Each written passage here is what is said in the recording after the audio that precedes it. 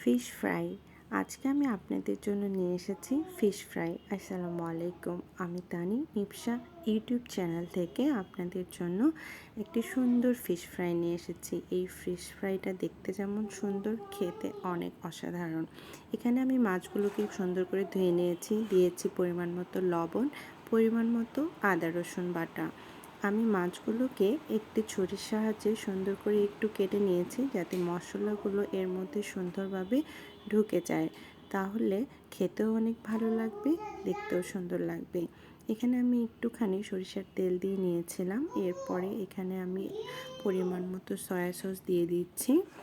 এরপরে এখানে আমি আরও কিছু ইনগ্রেডিয়েন্টস দিব। এখানে একটি সুন্দর সিক্রেট মশলা ইউজ করেছি আমি।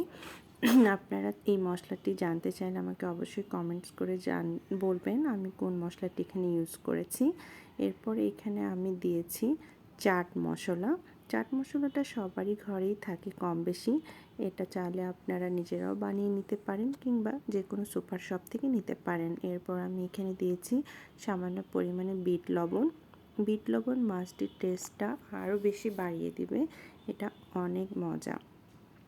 আমি একটু হলুদের গুঁড়া দিয়েছি পরিমাণ মতো।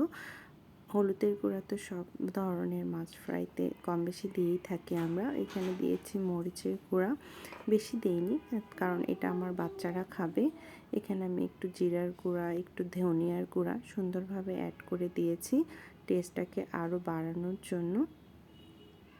এই ধরনের ফিশ ফ্রাই খেতে সবারই পছন্দ, সবাই পছন্দ করবে। আপনারা চাইলে শর্ট টাইমে এগুলো বানিয়ে আপনার বাচ্চার টিফিনে, কিংবা যখন বাচ্চা খেতে চায় না তখন দিতে পারেন, ভালো লাগবে। আমি এখানে সামান্য পরিমাণে লেবুর রস দিয়ে নিচ্ছি। লেবুর রস যে কোনো খাবারের টেস্টে বাড়িয়ে দেয়। এখানে আমি সব কিছু দেওয়ার পরে সুন্দর করে হাত দিয়ে মেখে নিচ্ছি। আপনারা চাইলে গ্লোভস পরেও করতে পারেন। কাঁটা যদি অনেক সময় ফুটে যায় হাতের মধ্যে, আমরা যখন এভাবে মেরিনেট করতে যাই অনেক সময় কাঁটা আমাদের হাতে ফুটে যায়, তো আমি অনেক সাবধানে করছি একটি একটি করে। এভাবে হাতে করলে কি হয়, জিনিসটা অনেক সুন্দরভাবে মাখানো হয়, মাছের প্রত্যেকটা গায়ে সুন্দরভাবে মশলাটা লাগিয়ে নেওয়া যায়।